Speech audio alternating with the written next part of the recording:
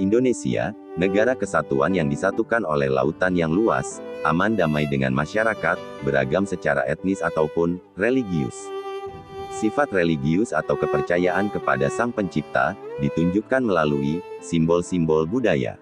Suatu peristiwa atau kejadian besar diwujudkan, atau diapresiasikan untuk mengenang peristiwa tersebut. Seperti, peristiwa yang menyimpan misteri legenda dihubungkan dengan nama daerah, kota, atau kesenian budaya. Untuk menunjukkan pada generasi mendatang, bahwa ada peristiwa yang harus diingat, dan diambil sebagai pelajaran. Melansir Kompas.com, dan beberapa sumber internet, kota-kota di Indonesia memiliki sejarah mistis, dan kota itu pun dijuluki dengan istilah, yang juga berbau mistis. Sehingga kota-kota tersebut nampak angker dan menyeramkan. Banyuwangi, Kota Santet. Banyuwangi adalah kabupaten di ujung timur Pulau Jawa yang mempunyai banyak julukan. Bumi Blambangan, Kota Osing, The Sunrise of Java, dan Kota Gandrung, adalah beberapa julukan dari kabupaten yang berbatasan langsung dengan Selat Bali ini. Banyuwangi terletak di Provinsi Jawa Timur. Kabupaten terluas di Pulau Jawa, sekitar 30,13 km persegi, mempunyai suasana alam yang menyejukkan. Namun di keramahan alamnya, menyimpan ribuan misteri mistis. Banyuwangi juga dikenal sebagai kota santet. Bahkan, konon, dulunya memang ada jargon yang mengatakan bahwa, cukup Rp5.000 saja, sudah bisa pesan santet. Lantas, bagaimana awal mula, Banyuwangi dijuluki sebagai kota santet? Sejak dulu, adanya ilmu putih dan ilmu hitam, termasuk santet, dipercaya secara luas oleh masyarakat Banyuwangi. Orang-orang yang menjalankan ilmu hitam, seperti dukun santet, umumnya kemampuan mereka diperoleh dari orang lain, bukan diturunkan. Santet dapat menyebabkan berbagai musibah atau penyakit, dan bahkan bisa mengakibatkan kematian pada seseorang. Sebagai tindak balasan terhadap keberadaan dukun santet, penduduk setempat mengambil langkah-langkah kepada orang yang diyakini sebagai dukun santet. Masyarakat desa mengambil tindakan, misalkan aksi perusakan rumah dukun santet, pengusiran dari desa, hingga membunuh mereka yang diduga sebagai dukun santet. Pembunuhan orang yang diduga dukun santet sering kali ditemukan, sehingga suasana mencekam ketika malam dan sunyi ketika menjelang siang. Banyuwangi sebagai kota santet, dikenal sejak tahun 1998. Menjelang krisis moneter banyak terjadi praktik-praktik pembantaian dengan ilmu hitam, praktik yang dilakukan oleh warga sipil bersenjata dengan kostum hitam. Tidak ubahnya seperti pendekar, ninja, ala Jepang yang mengincar membunuh tokoh masyarakat termasuk guru ngaji.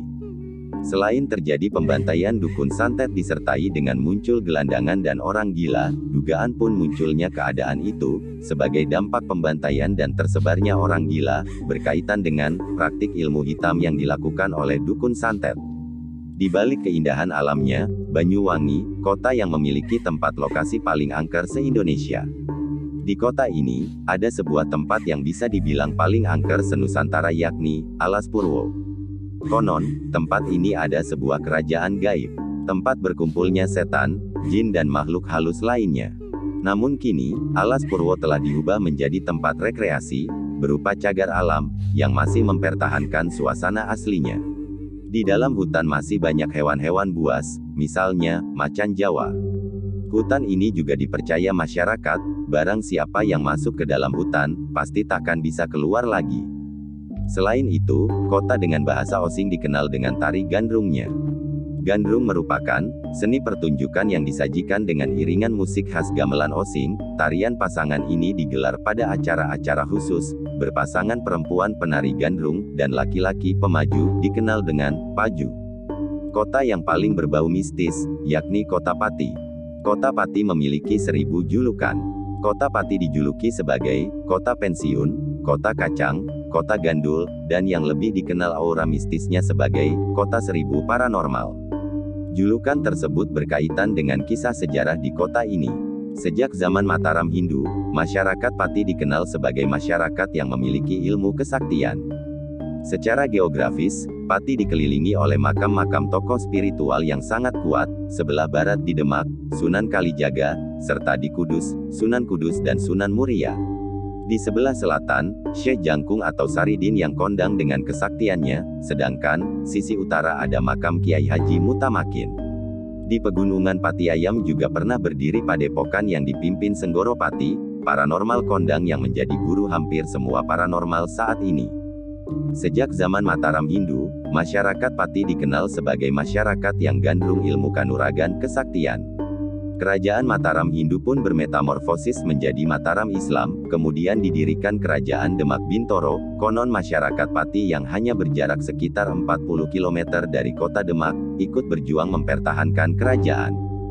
Kota Pati yang dikelilingi makam tokoh spiritual memancarkan aura kedikdayaan sehingga mampu memperkuat aura spiritual masyarakat Pati.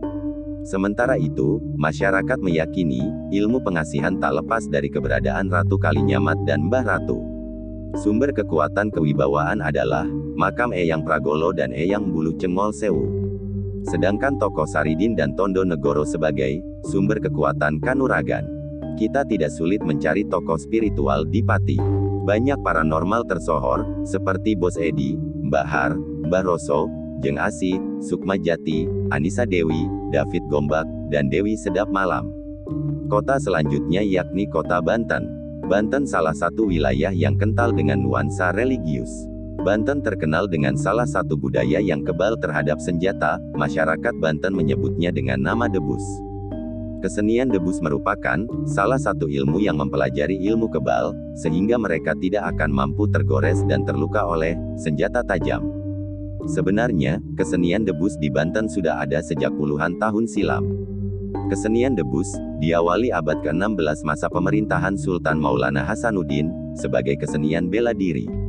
Ketika masa pemerintahan Sultan Ageng Tirtayasa, debus digunakan semangat juang rakyat Banten melawan penjajah Belanda. Kota Tapak Tuan yang syarat legenda. Tapak Tuan merupakan salah satu kota di Provinsi Aceh, yang memiliki cerita menarik yang terkait dengan julukannya, sebagai kota naga.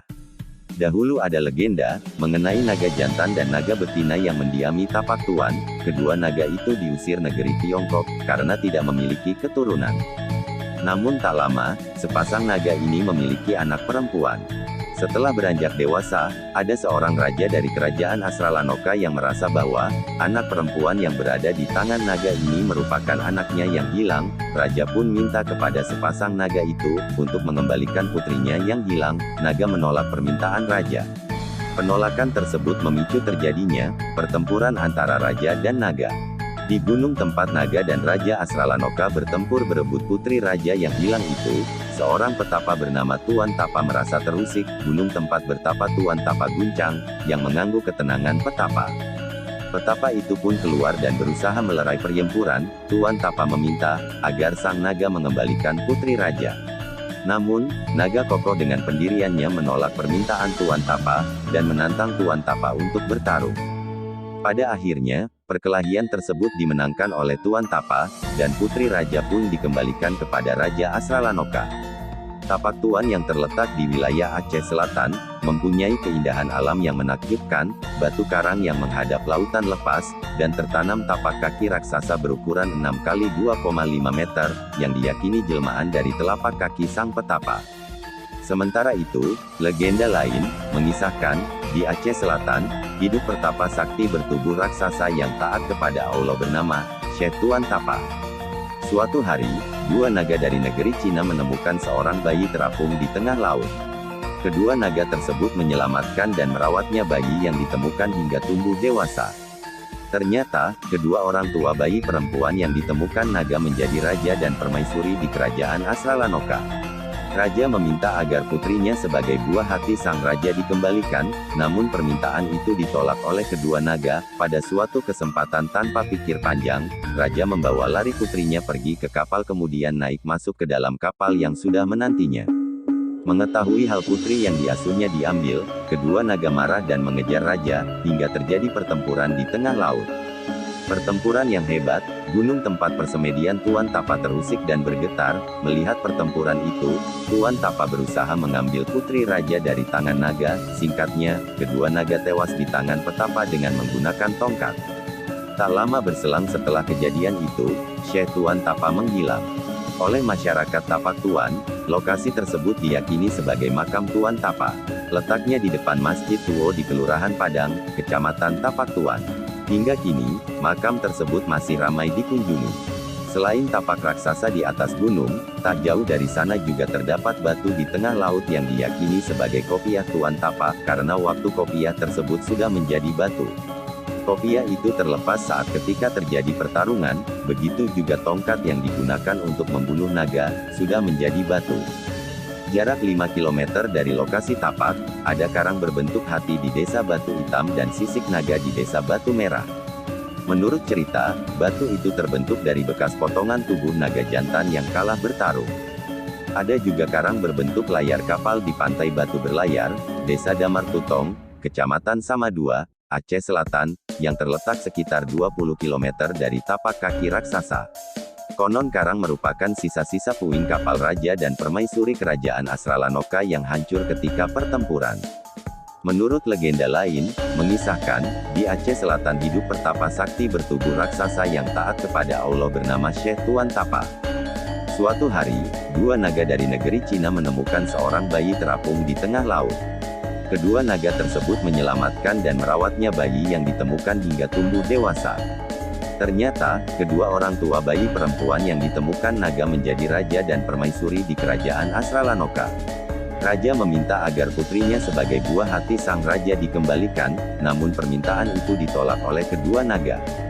Dalam suatu kesempatan, tanpa pikir panjang, raja membawa lari putrinya naik dan masuk ke dalam kapal. Mengetahui putri yang selama ini diasuh diambil orang, kedua naga marah dan mengejar raja hingga terjadi pertempuran di tengah laut. Pertempuran yang hebat, gunung tempat persemedian Tuan Tapa terusik dan bergetar. Melihat pertempuran itu, Tuan Tapa berusaha mengambil putri raja dari tangan sang naga, kemudian sang petapa membunuh kedua naga tewas di tangan petapa dengan menggunakan tongkat. Tak lama berselang setelah peristiwa hebat itu, Syekh Tuan Tapa menghilang. Oleh masyarakat Tapak Tuan, lokasi tersebut diyakini sebagai makam Tuan Tapa. Letaknya di depan Masjid Tuo di Kelurahan Padang, Kecamatan Tapak Tuan. Hingga kini, makam tersebut masih ramai dikunjungi. Selain tapak raksasa, tak jauh dari sana juga terdapat batu di tengah laut yang diyakini sebagai kopiah Tuan Tapa yang kini sudah menjadi batu. Kopiah itu terlepas saat pertarungan terjadi. Tongkat yang sudah menjadi batu pun ada di sana. Demikian, kisah atau legenda yang terjadi di tengah masyarakat Indonesia. Semoga kita bisa mengambil hikmah dari peristiwa yang terjadi. Bila sobat punya legenda dari tanah kelahiran kita bisa share. Semoga bermanfaat. Thank you, you have clicked subscribe and bell.